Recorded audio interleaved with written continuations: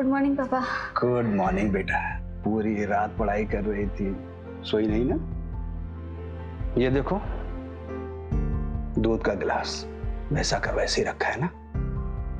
पापा आपको तो पता है लास्ट टाइम प्रीलिम्स में सिर्फ कुछ ही मार्क्स से पीछे छूट गई थी। इस बार मैं कोई कसर नहीं छोड़ना चाहती, बस एक बार यूपीएससी निकल जाए।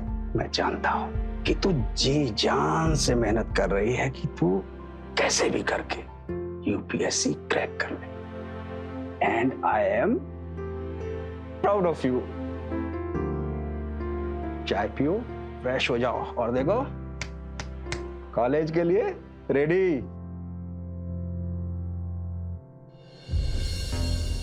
राशन का बिल हो गया है 5,000, बिजली का बिल और 4 मोबाइल रिफिल।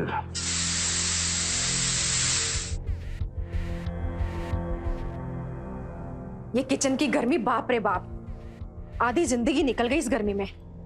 सैलरी आई क्या? हाँ आ गई है, तभी तो महीने के बजट पे बैठा हूँ। अनीता की ना नई यूनिफॉर्म लेनी है। वो पुराने वाली यूनिफॉर्म है ना, बहुत खराब हो गई है। और हाँ, वो बेडरूम का बल्ब भी खराब हो गया है। और मैं क्या कह रही थी, इस बार दिवाली पे ना ऑफर निकले हैं, तो ऐसा करते हैं वॉशिंग मशीन जो खराब हो गई है ना, वो भी नहीं ले लेते हैं, है ना? वॉशिंग मशीन अभी नहीं ले पाएंगे, वो स्नेहा की टेक्स्ट बुक खरीदनी है ना। तुम प्लीज हाथ से धो के काम चला लो। क्या समझते हो आप? अरे बेबी घर पर लाए हैं नौकरानी, हाथ से कपड़े धो लो। स्नेहा बेटा। जी पापा। बेटा तुम्हें नई किताब खरीदनी थी ना, ये लो, ये लो। थैंक यू सो मच पापा। लव यू बेटा।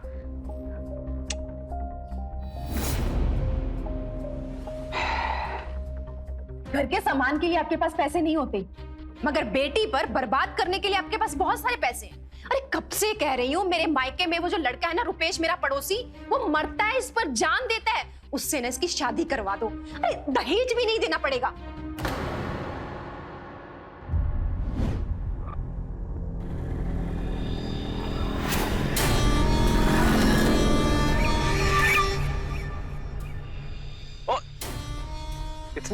इतनी भी क्या जल्दी है? 2 मिनट हमसे बतियाता लो, फिर चले जाना ना।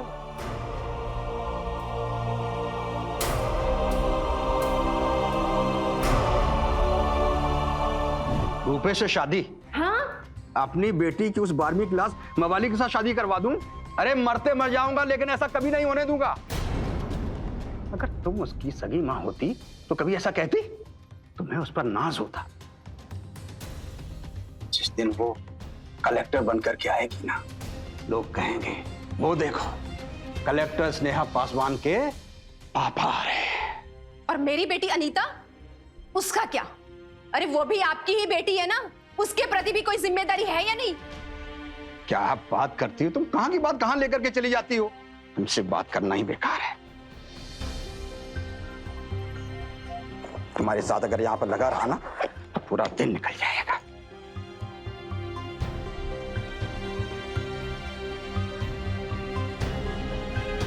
मेरी तो हर बात इन्हें बुरी लगती है।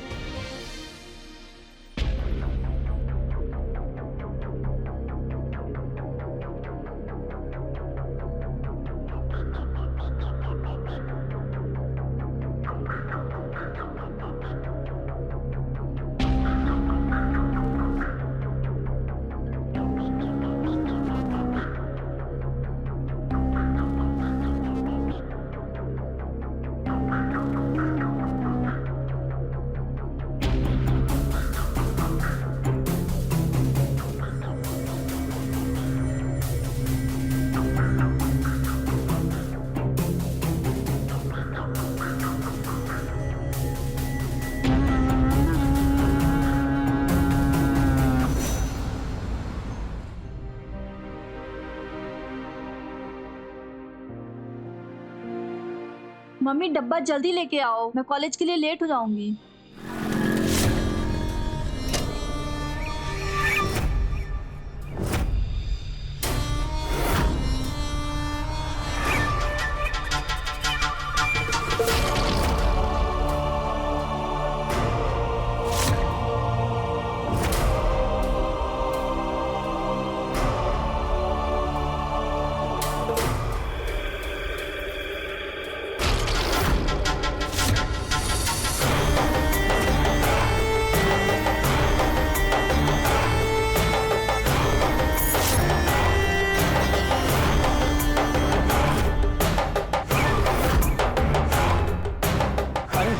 नमस्ते आंटी जी। अरे नमस्ते नमस्ते बेटा।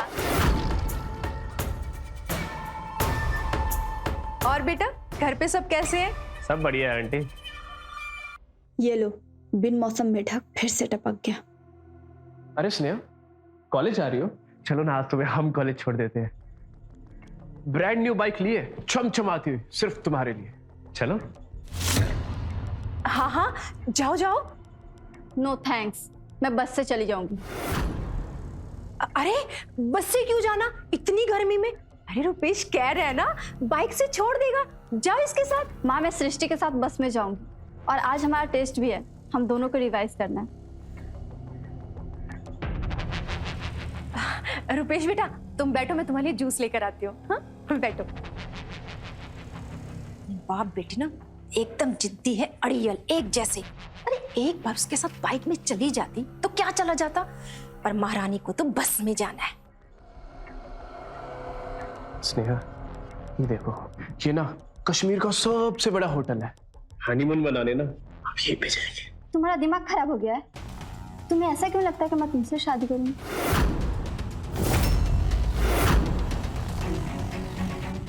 माँ, मैं निकल रही हूँ।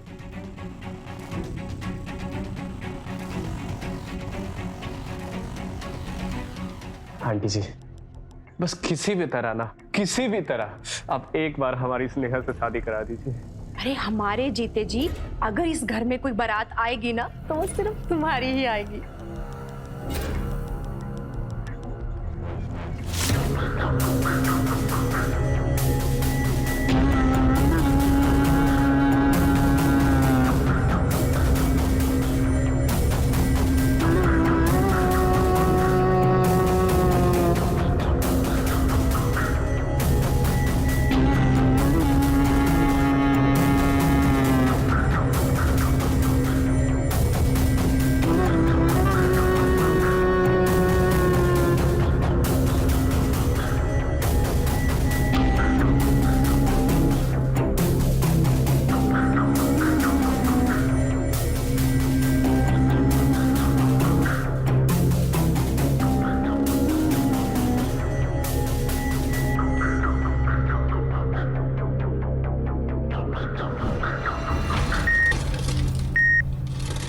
हाय रब्बा, फिर से खराब हो गई।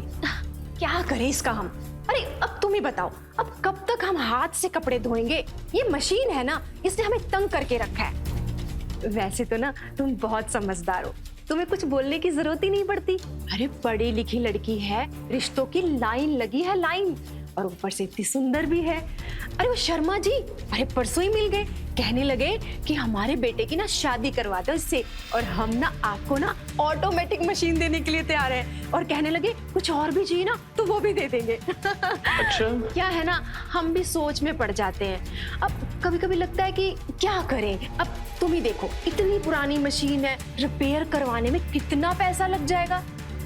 आंटी जी रिपेयर क्यों कराना है, नई लो ना, और कुछ और भी चाहिए हो ना रुपेश को बोलना, सब आ जाएगा। लेकिन शादी मेरी स्नेहा से ही होनी चाहिए। हाँ। समझ रहे हो ना? हाँ हाँ, अरे शादी तो तुम्हारी इसी से होगी।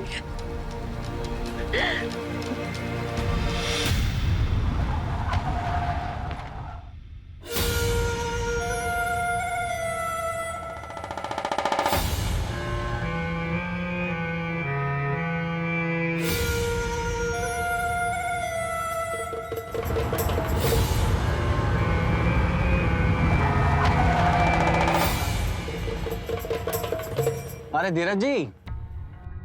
अरे तरुण जी, अरे कैसे सर? नमस्ते। मैं बढ़िया, आप कैसे? मैं सोच ही रहा था कि आपको बुलावा भेजूं। आपने स्नेहा के प्रीलिम्स के मार्क्स देखे? जिस लेवल पे उसे स्कोर करना चाहिए उस लेवल पे वो स्कोर नहीं कर रही है। पता है तरुण जी, एक्चुअली स्नेहा भी इससे लेकर के बहुत परेशान है, बल्कि उसने तो रात दिन एक कर दिया है। मैं तो बस भगवान से एक ही प्रार्थना करता हूँ कि बस वो कैसे भी एक बार यूपीएससी क्लियर कर जाए, बस। आप उसके लिए एक्स्ट्रा कोचिंग क्यों नहीं लगवाती?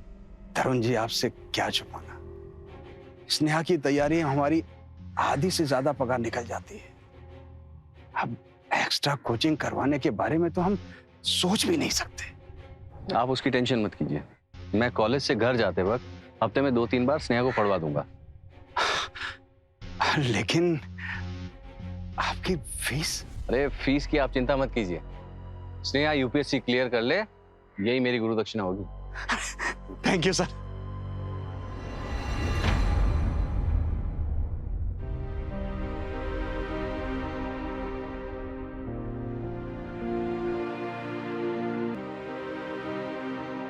अरे वाह, लगता है हमारी बहन कहीं झंडे गाड़ के आई है। ये ट्रॉफी कहाँ से मिले? दीदी, मैं इंटरसिटी ड्राइंग कंपटीशन में फर्स्ट आई हूँ। वाओ! तुझे पता है अनु, तू हमारे घर की चलती फिरती MF हुसैन है। छोड़ो ना दीदी, किसी को क्या फर्क पड़ता है मैं कुछ भी करूं। पापा आ गए। पापा, पापा देखो, मैं पूरे शहर में सेकंड आई, मुझे ट्रॉफी मिली है। हाँ हाँ हाँ। अरे स्नेहा बेटा सुनो।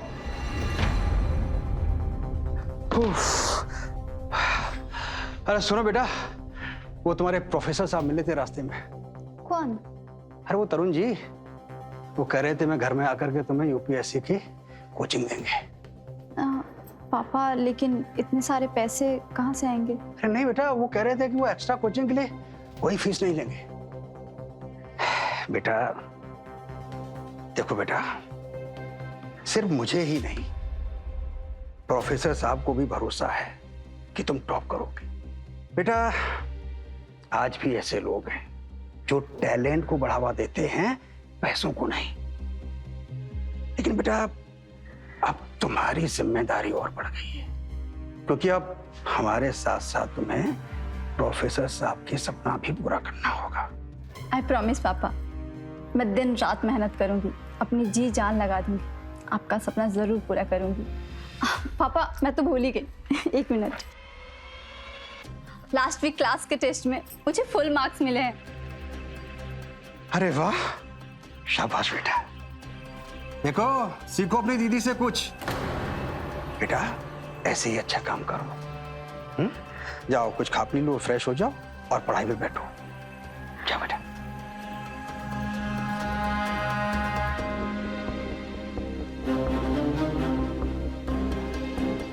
क्या सारा दिन करीना कपूर और आलिया भट्ट के पीछे पड़ी रहती हो?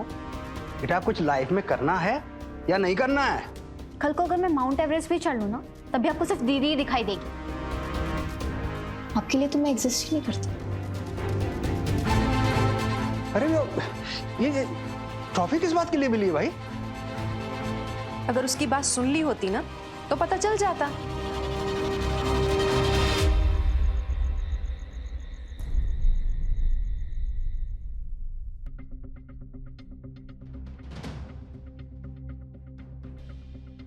इस घर में तो हमेशा आपके ही चर्चे होते हैं, मैं तो हूं ही नहीं। अनु, तेरी लड़ाई पापा से हुई है, तू मुझ पे क्यों बरस रही है? मैंने क्या किया है? मेरी ना इस घर में कोई इंपॉर्टेंस ही नहीं है।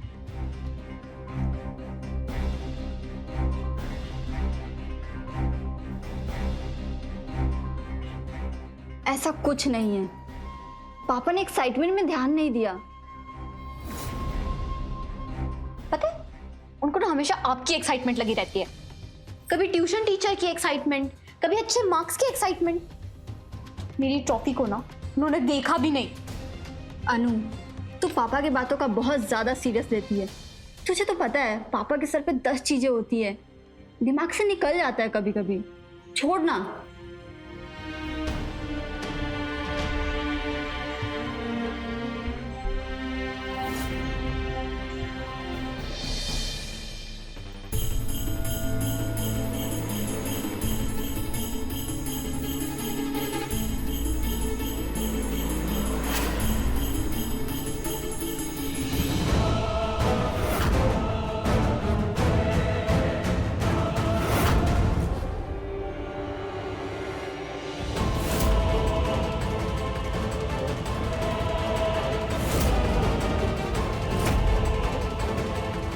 एक दिन ऐसा कुछ करूंगी ना कि स्नेहा दी के बारे में कोई सोचेगा भी नहीं।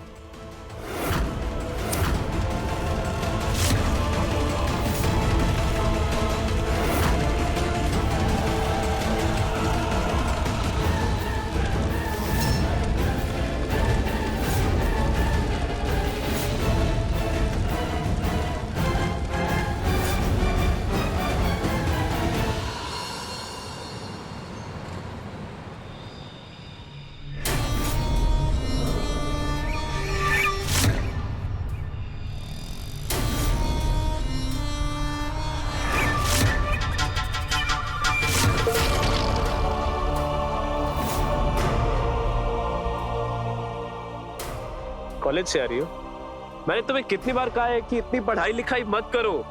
मुझे तुम्हारा कॉलेज जाना पसंद नहीं है। आखिर में बनना तो तुम्हें मेरी जरूरी है। मैं कह देता हूँ तुमसे, एक बार हमारी शादी हो गई ना, फिर मुझे तुम्हारे ये कॉलेज आना जाना पसंद नहीं है। मेरा हाथ छोड़ो।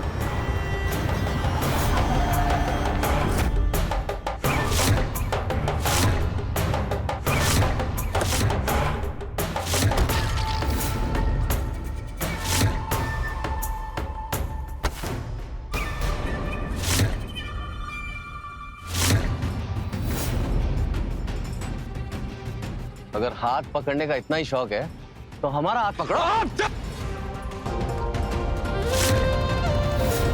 आगे से अगर मैंने तुम्हें स्नेहा को परेशान करते देखा तो मुझसे बुरा कोई नहीं होगा, समझे?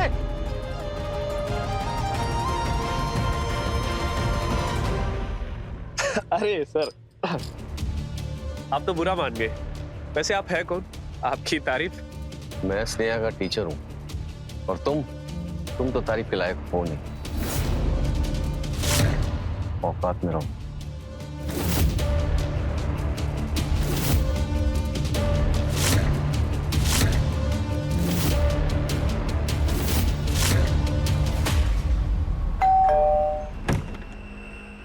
Hello sir. Hello. Thank you so much sir for helping me. भाई कोई बात नहीं स्नेहा। अरे तरुण जी आप। नमस्ते सर। नमस्ते, आइए बैठिए बैठिए। एक सेकंड। हेलो। मैं बस अभी डॉक्टर के पास से आई हूँ। वो मेरे ब्लड रिपोर्ट्स देखकर बहुत खुश थे। उन्होंने कहा कि दवाइयों का असर दिख रहा है। बस इसी तरह दवाई लेती रही तो मैं बहुत जल्दी चल फिर सकूंगी। अरे वाह विद्या, ये तो बहुत अच्छी खबर सुनाई तुमने। अच्छा हाँ, तुम ना चिंता मत करना, मैं घर आते वक्त दवाई लेता आऊंगा। और हाँ, खाना टाइम पे खा लेना, ठीक है? अरे कितनी फिक्र करते हो तुम मेरी। खाना भूल जाओगे पर मेरी दवाई नहीं। चलो रखती हूँ, bye. Okay bye bye. Tarun ji, घर में सब ठीक है ना?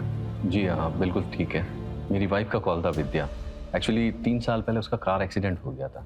एक्सीडेंट में वो तो बच गई, लेकिन उसके शरीर के नीचे का पूरा हिस्सा पैरालाइज हो गया। 3 साल से ट्रीटमेंट चल रहा है। जल्दी ठीक हो जाए और अपने पैरों पे खड़ी हो जाए तो मेरी जान में जान आए। आज के वक्त में भी ऐसा प्यार, इतना साथ कौन दे पाता है? एक्चुअली तरुण जी, आज की दुनिया में आप जैसे ईमानदार, नेक दिल लोग बहुत कम होते हैं। बेटा जाओ अंदर ले, पढ़ाई शुरू करो। जी पापा, चलिए सर।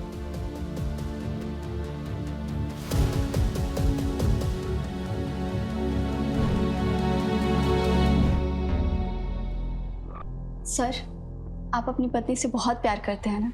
लाइक उनके प्रति इतना प्यार, केयर, बहुत अच्छा लगा मुझे। थैंक्स नेहा, पर अभी डिस्ट्रैक्ट नहीं होते हैं। तुम चलो नोट्स लिखो। ओके। वैसे स्नेहा, वो लड़का कौन था? सर वो पागल है, उस बंदे का दिमाग खराब हो गया है। आप छोड़ो उसे।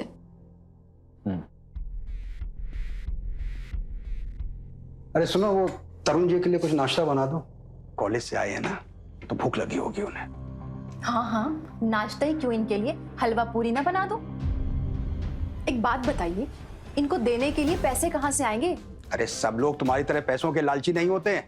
उन्हें भी मेरी तरह स्नेहा के अंदर पोटेंशियल नजर आता है, लेकिन तुम्हें तो उसके अंदर कोई अच्छाई नजर ही नहीं आती ना। तो अब मेहनत भी मत करो। सही बोल रहे हो। हम तो मंद बुद्धि है ना, हमारे में दिमाग ही कहाँ है। अरे हमारे लिए तो काला अक्षर भैंस बराबर है ना। हमारी तो कोई औकात ही नहीं है ना। हम कहते हैं यहाँ पर कोई आए बैठे और हम उनके लिए नए नए पकवान बनाए, इसलिए तो हम यहाँ पर लेकर आए हो ना हमें।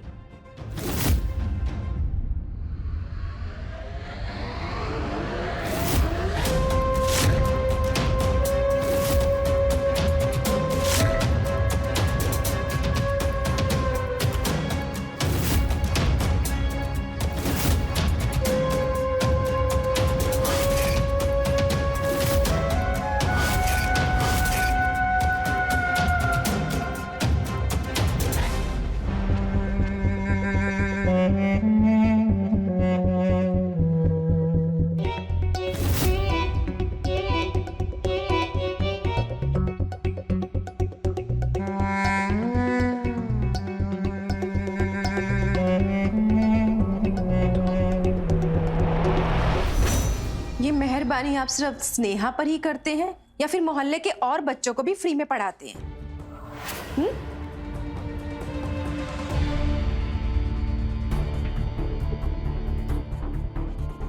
सॉरी सर, मम्मी की बातों का बुरा मत मानिएगा। It's okay.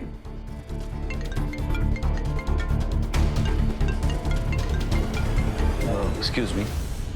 ओके।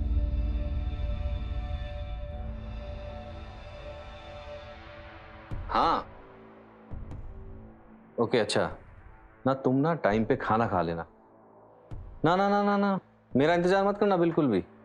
अरे बाबा, टाइम पे दवाई लेनी है तो खाना पड़ेगा, ठीक है? चलो मैं रखता हूँ, बाय बाय बाय।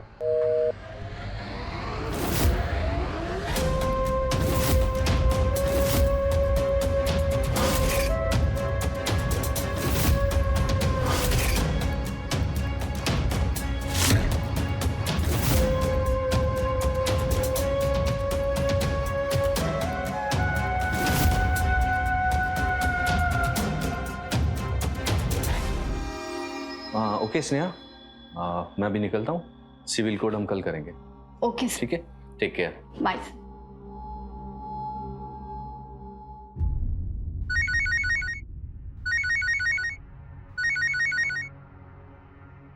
नमस्कार बहन जी, कैसे हैं आप?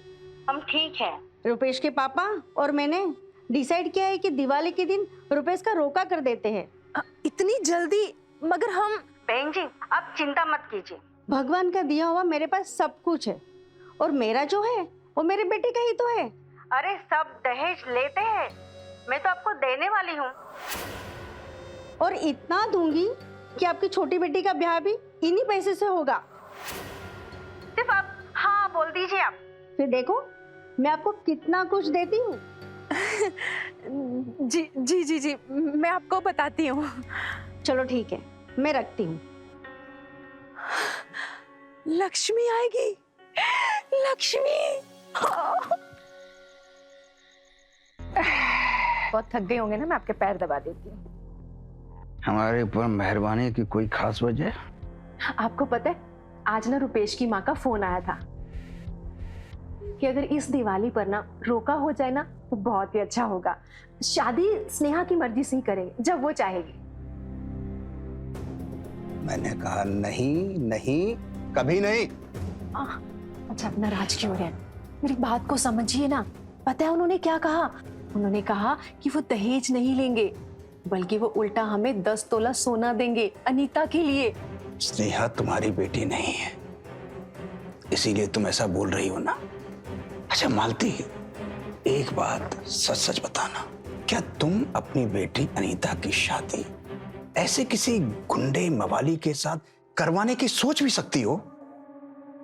देखो मालती, वैसे भी रूपेश हो या कोई और, मैं स्नेहा की अभी शादी नहीं करवाना चाहता। देखो वो हमारे लिए बहुत कुछ करेगी, हमारे दिन भी बदल जाएंगे। मालती, क्या तुम 1-1.5 साल रुक नहीं सकती? हाँ, आप तो चाहते ही हैं कि मैं इस गरीबी में ही मर जाऊं, सड़ जाऊं। आप तो हमेशा कहते रहते हो ना कि स्नेहा यूपीएससी का एग्जाम क्लियर करेगी, एग्जाम क्लियर करेगी। अरे नहीं होगा उससे। आपको कुछ पता भी है, दुनिया में ना लाखों बच्चे ये पेपर देते हैं, मगर उसमें से कुछ 100 के ही पास होते हैं। और क्या गारंटी है कि उसमें ये स्नेहा भी पास हो जाएगी? देखिए, हम आपको कह देते हैं, भले ही स्नेहा आपकी चहेती पहली बीवी की बेटी है, मगर एक बेटी ना मेरे से भी है आपकी। और अपने जीते जी ना आपकी सारी दौलत ना मैं उस स्नेहा पर नहीं लुटाने दूंगी आपको। और कभी अनीता के बारे में सोचा है? कभी सोचा है कि उसको क्या चाहिए? उसको कभी कुछ लाके दिया है? अरे वो क्या कहते हैं ना, गलती से उसने एक बार वो ड्राइंग का कुछ मांग लिया था आपसे, आप तो उसे वो भी नहीं दे पाए थे। बड़े आए, वेट कर लेना। और हाँ, एक बात और, इस बार ना मरते मर जाऊंगी, लेकिन रुपेश से ना स्नेहा का रोका करवा के रहूंगी। अगले साल ना इस घर में या तो स्नेहा रहेगी या फिर मैं।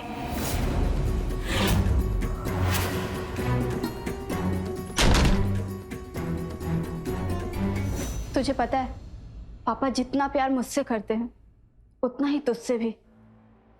उन्होंने कभी हम दोनों में फर्क नहीं किया।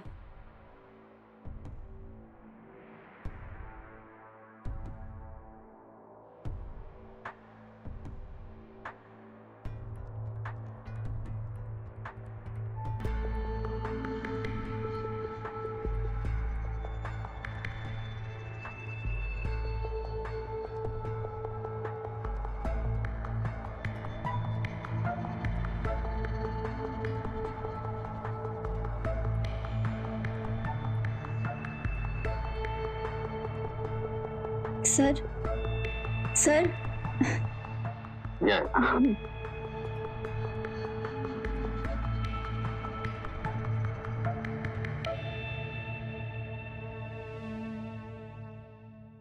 देखा आपने कैसे धीरज एक ऐसे पिता थे जिनकी सिर्फ एक ही चाहत थी कि उनकी बेटी स्नेहा अपने यूपीएससी की पढ़ाई पूरी कर ले, और इस सपनों को पूरा करने के लिए उन्होंने हर वो चीज की जो एक पिता करता, जिसे करके वो अपनी बेटी को आगे बढ़ने का और हौसला दे सके। लेकिन वो कहते हैं ना कि लड़की ने सपने देखा या बढ़ना चाह रही है, कई लोगों को पसंद नहीं है आज के समाज में। ऐसा क्यों, मुझे समझ में आज तक नहीं आता। वो ऐसा ही होनहार स्नेहा के साथ बेचारी इस बात से अनजान थी कि कैसे जुर्म उसके इतने करीब आ चुका था। आइए देखते हैं क्या स्नेहा की जिंदगी में अब कोई भयानक मोड़ आने वाला है या उसकी जिंदगी एक भयानक मोड़ की तरफ जा चुकी है। आइए देखते हैं।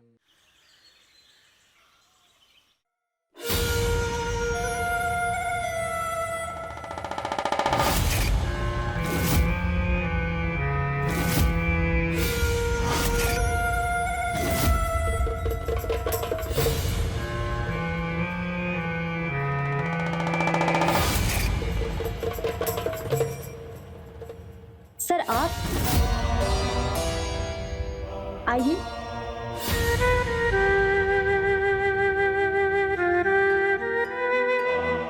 पढ़ाई शुरू करें प्लीज।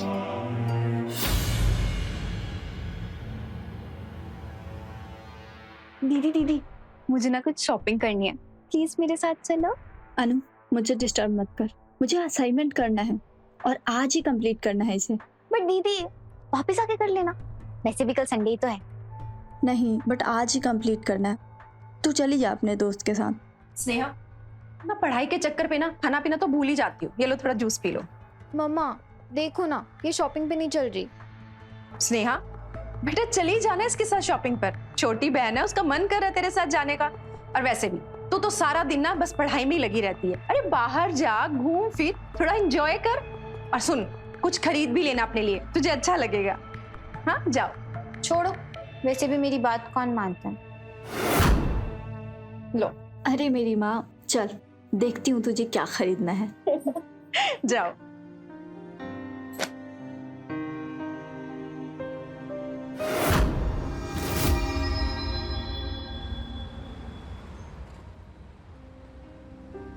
अनु बेटा तुझे शॉपिंग करनी थी, उधर से इधर कर रही है, कुछ खरीदा क्यों नहीं? मुझे जो चाहिए ना वो अभी तक आया नहीं। ऐसा कौन सा चीज है जिसको आना पड़ता है? देख लोगे आप।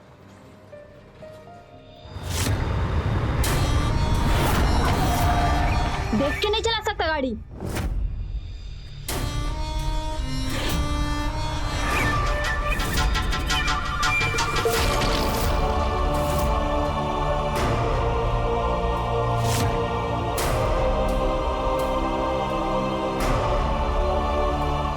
तुझे पता था कि यहाँ आने वाला है?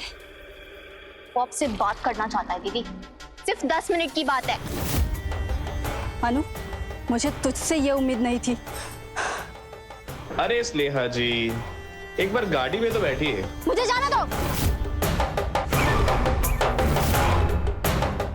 5,000 की बात हुई थी हमारी। चलो छोड़ो मुझे। चल।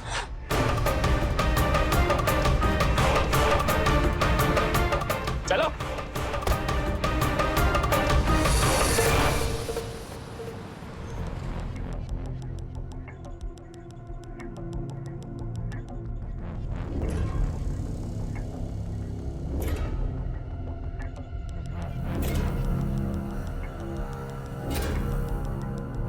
सर आप? वो एक्चुअली स्नेहा को बुक देनी थी। कहाँ पर है वो? वो रुपेश के साथ ना मार्केट गई है। वो क्या है ना, दिवाली में उन दोनों का रोका होने वाला है, तो थोड़ा बहुत मिलना जुलना तो बनता है ना। अच्छा, स्नेहा आया तो उसे बोलिएगा मैं आया। जी जी।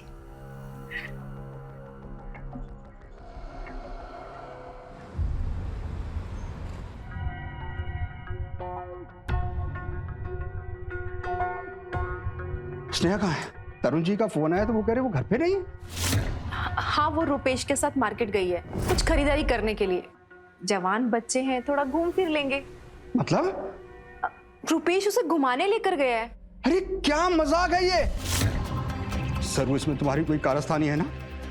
देखो मैं अच्छी तरह से जानता हूँ स्नेहा अपनी मर्जी से रुपेश के साथ कभी नहीं जाएगी।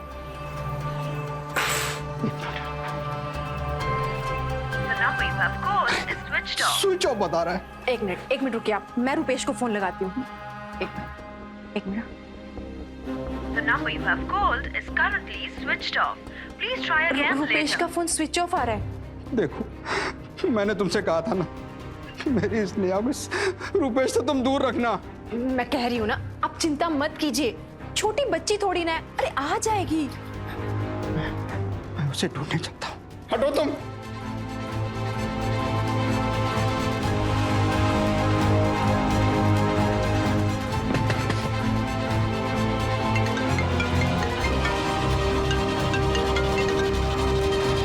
हेलो तरुण सर। मैं स्नेहा का फोन ट्राई कर रहा था, उसका फोन नहीं लग रहा।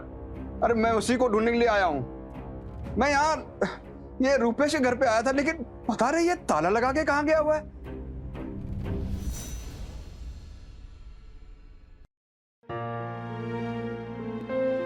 रात से सुबह हो गई और स्नेहा का कोई अता पता नहीं है। मैंने भी स्नेहा के सारे दोस्तों को फोन कर लिया, पर उनको भी स्नेहा के बारे में कुछ नहीं पता। आप चाय तो पी लीजिए।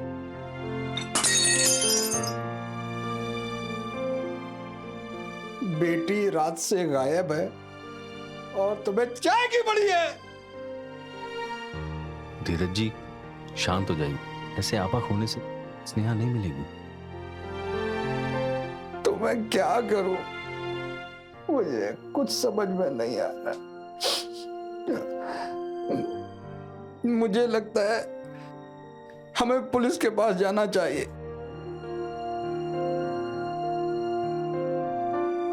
कोई फायदा नहीं है, पुलिस 48 घंटे से पहले कुछ नहीं करेगी। और स्नेहा तो कल रात से ही लापता है, अभी तो 24 घंटे भी नहीं हुए। 48 घंटे में तो पता नहीं क्या होगा।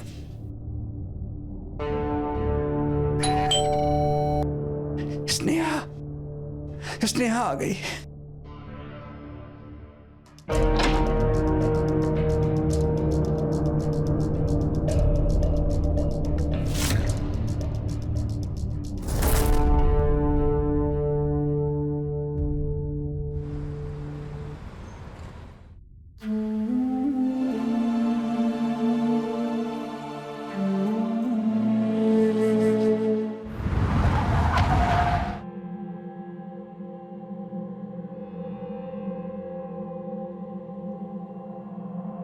धीरज जी,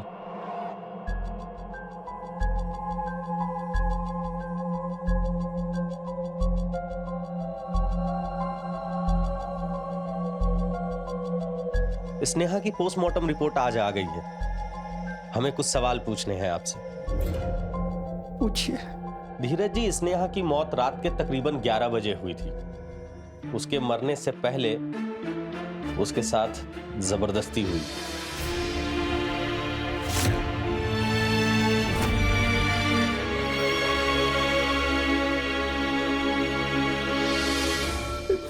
घिनौना काम उसके साथ किसने किया होगा? आपको किसी पे शक है या कोई दुश्मन? मेरा कौन दुश्मन होगा? मैं एक प्राइवेट कंपनी में मामूली सा क्लर्क हूँ। माफ करना, कोई उसका बॉयफ्रेंड? नहीं सर, नहीं। मेरी बच्ची घर से कॉलेज से घर आती थी, यहाँ आके भी सिर्फ अपने यूपीएससी के एग्जाम की पढ़ाई करती थी। वो पूरे टाइम यूपीएससी की तैयारी में बिजी रहती थी। उस दिन दीदी। चुप कर, कुछ भी बोलती रहती है। एक मिनट बेटा, तुम कुछ कह रही थी? नहीं, कुछ नहीं कह रही थी ये। मैडम आप बीच में मत बोलिए। वो उस दिन रुपेश ने मुझे कहा था स्नेहा दी को चौक पे लेके आओ तो मैं तुम्हें 5,000 रुपए दूंगा। उन्हें सिर्फ आइसक्रीम खानी थी, मुझे नहीं पता था रुपेश ऐसा कुछ। तुम दोनों माँ बेटी चंद पैसों के लिए इतना गिर सकती हो, मैंने कभी नहीं सोचा था। आई एम सॉरी पापा। आप इतनी इंपॉर्टेंट बात बताने से क्यों रोक रही थी? क्या छुपा रहे हैं आप लोग? जो भी छुपा रहे हैं सच सच बताओ। मैं सच बोल रही हूँ सर, हम कुछ नहीं छुपा रहे हैं। मैं तो सिर्फ इतना कहना चाहती हूँ कि रुपेश ऐसा कुछ कर ही नहीं सकता। वो तो स्नेहा से प्यार करता था, उससे शादी करना चाहता था, भला वो उसके साथ ऐसा क्यों करेगा? कौन क्या कर सकता है ये आप हमें समझने दीजिए।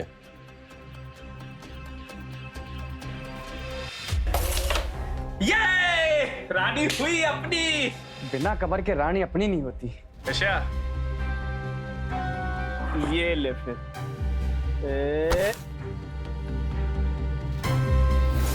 भाई अभी इतने जल्दी जीतने की कोशिश मत करना, अभी एक गोटी डालनी बाकी है। चलो साहब मैंने किया क्या? साहब मुझे बताओ तो सही, मैंने किया क्या? साहब मैंने कुछ नहीं किया, मैं बोल रहा हूँ ना, मैंने कुछ नहीं किया साहब।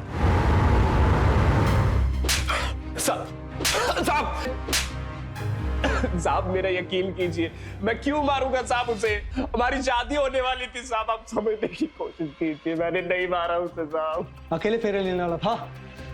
अबे वो तेरे नाम से तक चिढ़ती थी, उसे तो तुझसे शादी करनी नहीं थी। साहब हमारा सच्चा वाला प्यार था साहब। अगर तुझे उससे प्यार था तो गाड़ी में जबरदस्ती क्यों डाल के लेके गया? साहब मैं सिर्फ उसे आइसक्रीम खिलाने लेके गया था, उसकी फेवरेट वाली आइसक्रीम, और वो थी कि आइसक्रीम खाना ही नहीं चाहती थी साहब। और माँ कसम साहब, मैंने आधे घंटे बाद उसे वापस वहीं पे छोड़ दिया था साहब। अब मुझे नहीं पता वो उसके बाद कहाँ गई साहब। नहीं मालूम, नहीं मालूम। एक मिनट, आपने क्या बोला? स्नेहा 11 बजे के आसपास मरी थी साहब। उस वक्त तो मैं इस तरफ था ही नहीं, मैं तो शहर के साहब, उस वक्त मैं इस तरफ था ही नहीं, मैं तो शहर के दूसरे कोने में था। आप सीसीटीवी चेक करा लीजिए साहब, मैं दिखूंगा उस पे। और मेरा चालान भी कटा था साहब, मेरे पास पर्ची भी है साहब। ट्रैफिक कैमरे के फुटेज को चेक करो, देखो कि इसका चालान कटा था या नहीं, या ये साला झूठ बोल रहा है। हमारे देश की बिटिया या किसी की भी बिटिया पढ़ना चाहती है, उस लड़की को समझ में नहीं आता है, परिवार वाले बोझ समझकर उसकी शादी क्यों तुरंत कहीं करवा देते हैं, और एक ऐसे इंसान के साथ जिसका उस लड़की के गुण के, इंटेलिजेंस के साथ, व्यवहार के साथ कोई मेल मिलाव है ही नहीं। रुपेश भी बिल्कुल ऐसा ही लड़का था। स्नेहा की सौतेली माँ का स्नेहा पर बार बार शादी के लिए दबाव देना, शादी कर लो, शादी कर लो। कहीं स्नेहा के भविष्य को खतरे में तो नहीं डाल रहा था। आइए देखते हैं कौन सा मोड़ लेती है यूपीएससी पढ़ने वाली स्नेहा पासवान की जिंदगी। आइए देखते।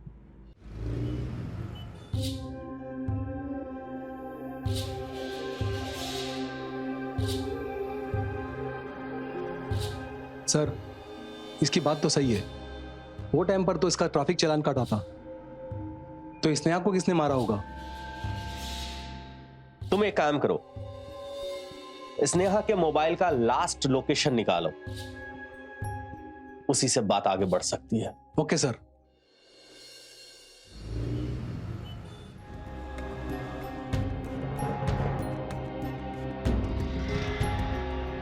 सर स्नेहा की लास्ट लोकेशन ट्रैक हो गई है।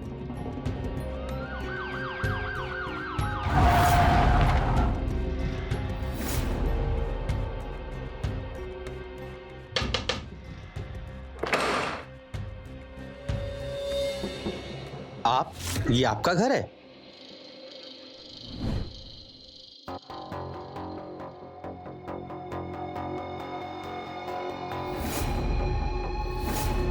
ऑफिसर, मैं कह रहा हूँ ना, मैं सिर्फ स्नेहा को पढ़ाता था, उसके अलावा मेरा कोई लेना देना नहीं था। आप मुझे यहाँ क्यों लेकर आए? सर, ये ठीक कह रहे हैं। एक्चुअली इनके हमारे ऊपर बहुत एहसान है। स्नेहा को ये यूपीएससी की एक्स्ट्रा कोचिंग दे रहे थे, वो भी बिना फीस के सर। अगर ऐसा है तो स्नेहा का लास्ट लोकेशन आपके पास क्यों है?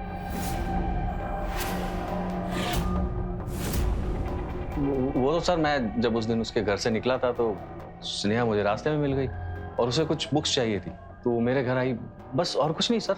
लेकिन तरुण सर जब घर आए थे तब वो बुक्स तो लेके आए थे। सर आप वो एक्चुअली स्नेहा को बुक देनी थी। फिर स्नेहा दी उनके घर क्यों जाएगी?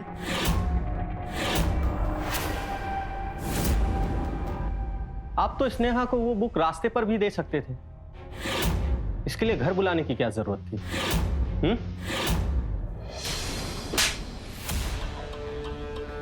चल बता। सर एक्चुअली 3 साल पहले मेरी वाइफ का एक्सीडेंट हुआ और तब से मैं निरंतर उसकी सेवा भी कर रहा हूँ। लेकिन सर, मेरी भी कुछ अपनी जरूरतें हैं। पत्नी का सुख क्या होता है सर, तब से मैंने महसूस ही नहीं किया। सर, तभी स्नेहा मेरी जिंदगी में एक ताजी हवा की चौकी की तरह आई। छोड़ो। सर, जब मैंने उसको पहली बार देखा तो मुझे उससे प्यार हो गया सर। सर, मैंने कई बार छूने की कोशिश की सर, उसके पास आने की भी कोशिश की सर, लेकिन सर ये सब मैं कैसे करता सर? सर, एक तरफ मेरी बीवी और दूसरी तरफ वो लिचड़ मवाली रुपेश के साथ उसकी शादी। सर, मुझसे उनकी नजदीकियां सहन नहीं हो रही थी सर।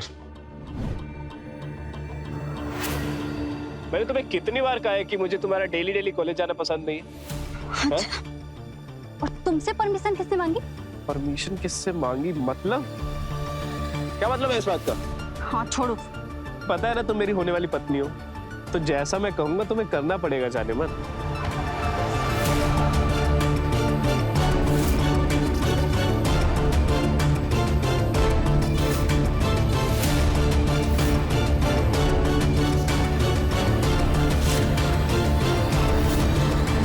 सर, उस दिन जब रुपेश ने उसको रास्ते में छोड़ा तो मुझे लगा कि यही सही मौका है। मैं स्नेहा को नोट्स देने के बहाने अपने घर ले गया। मुझे लगा कि मैं तभी उससे प्यार का इजहार कर लूंगा।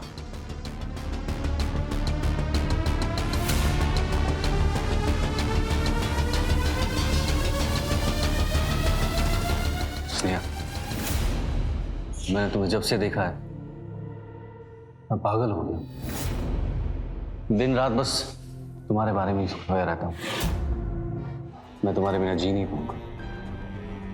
सर क्या कर रहे हैं आप? आपका दिमाग खराब हो गया है? आप मेरे गुरु हैं, उस वजह से देख भी कैसे सकते हैं आप? उसमें क्या है स्नेहा?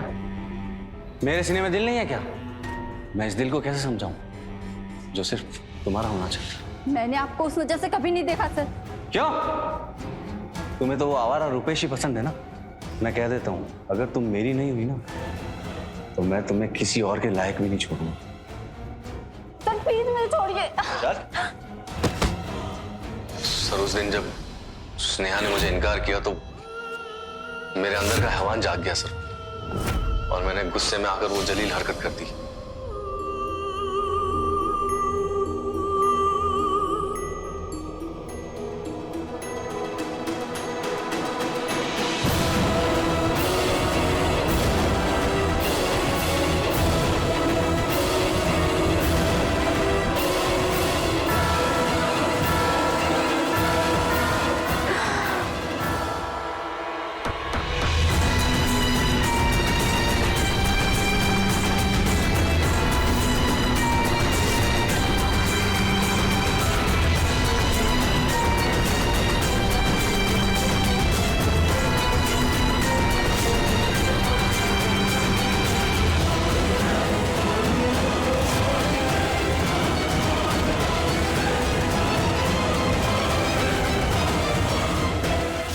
सर, जब उसने भागने की कोशिश की तो मुझे मजबूरन उसे मारना पड़ा सर। मैंने तुझे भगवान समझा था, लेकिन तू तो उस शैतान का भी पाप निकला। अगर मुझे पता होता कि मेरी बेटी को पढ़ाने की मुझे ये सजा मिलेगी, मैं अपनी बेटी को कभी नहीं पढ़ाता। धीरज रखिए। तुम कहती थी ना कि तुम घर में तुम रहो। नहीं। हो गई तुम्हारे मन की पूरी। ऐसा मत बोलिए, मेरा विश्वास कीजिए।